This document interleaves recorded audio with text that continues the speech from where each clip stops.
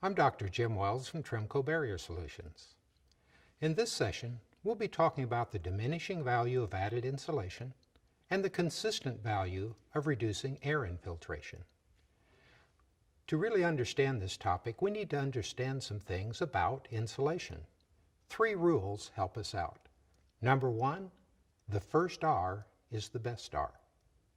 Number 2, the value of adding additional insulation diminishes. And number 3, to reduce energy loss by 50%, we need to double the R value.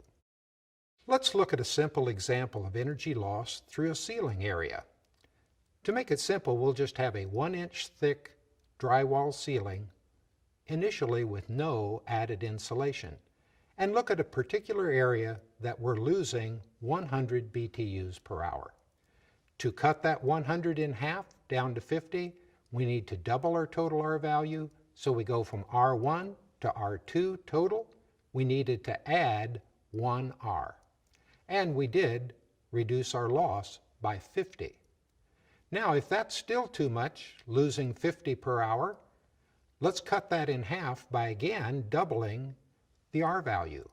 But we have to go from R2 to R4. So we need to add 2. When we do, we've doubled the R value, we cut our energy use of 50 in half to 25, and so we saved 25.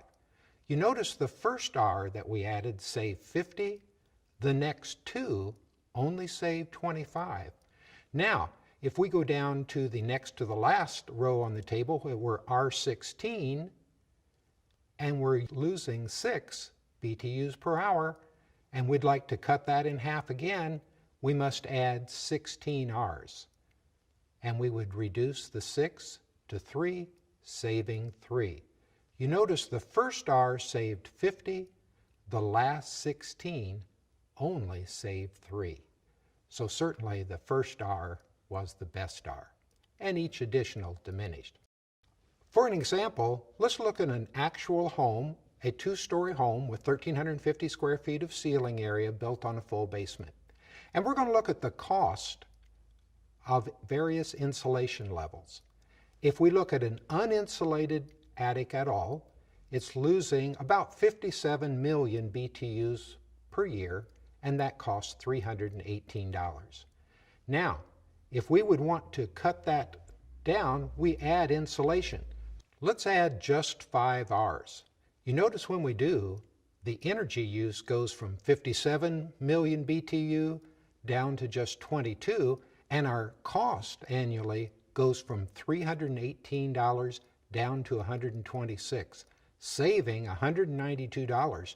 Now you notice the percent saved of all the energy you could ever save is 60% with just R5. So you notice as we add additional Rs, if we go to R10, we save just an additional $42. By going to R20, doubling that, we save just an additional $38. To going to R38, we've saved only an additional $25. Now the current codes are talking about going from R38 to R49. Now, we need to examine what sort of value would that provide. So let's look a little bit more in detail where we really are. If we looked at the total that we've saved so far in terms of a cumulative percent, when we've reached a value of R38 for ceiling insulation, we've already saved 93% of the energy that we could ever save, no matter how much insulation we added.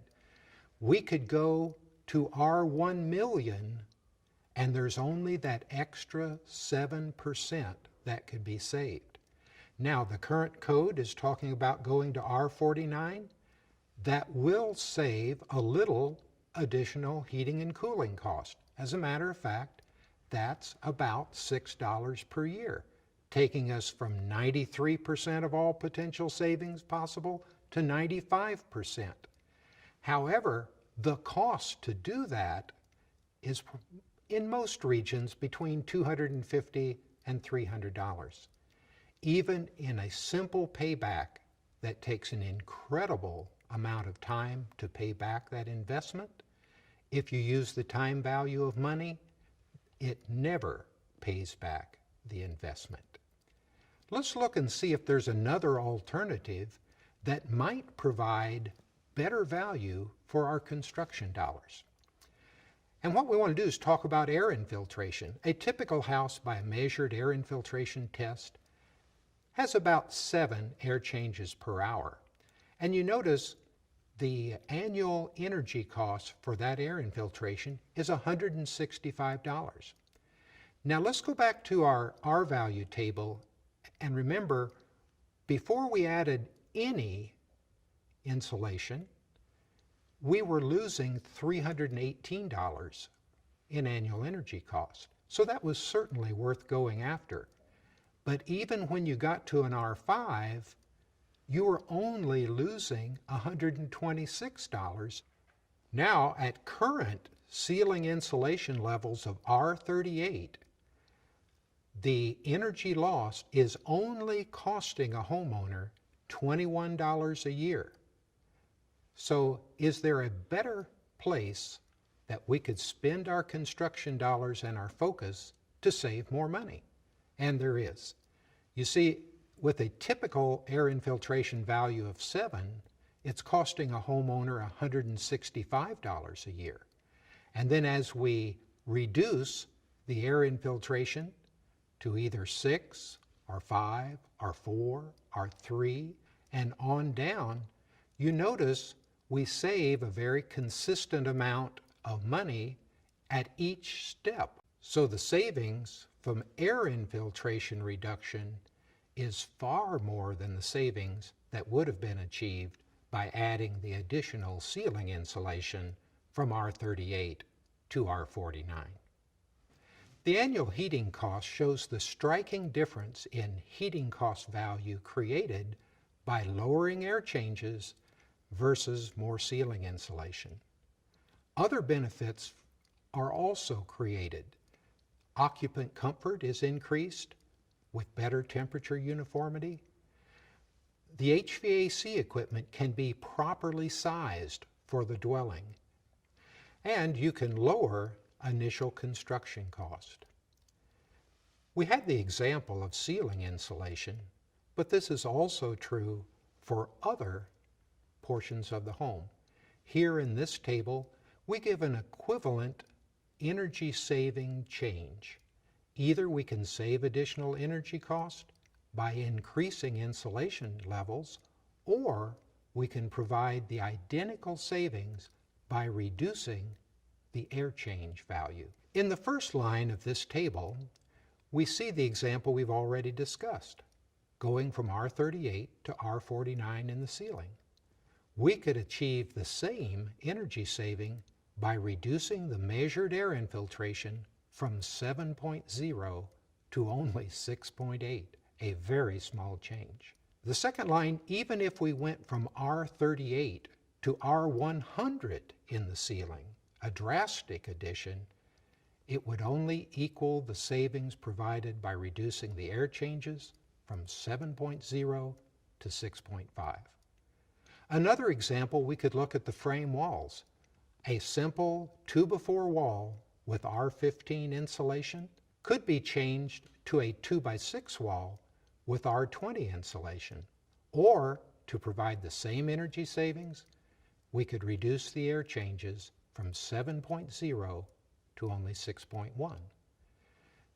Installing better windows, a U35 to a U32, the same energy savings could be provided by reducing air changes from 7.0 to 6.7. If we did all of those changes in the table, better ceiling insulation, better frame walls, better windows, we could achieve the same energy savings by simply reducing the measured air infiltration from 7.0 to 5.6. And it's quite simple to do that. By focusing on reducing air infiltration, we can use this higher value construction alternative to meet current and future energy codes more economically. You get the higher value now and later.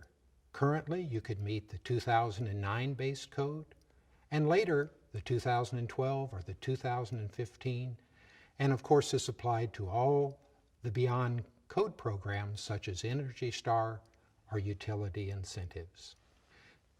By focusing on reducing air infiltration, we achieve much greater value than we would by adding additional insulation to our already well-insulated building home envelopes.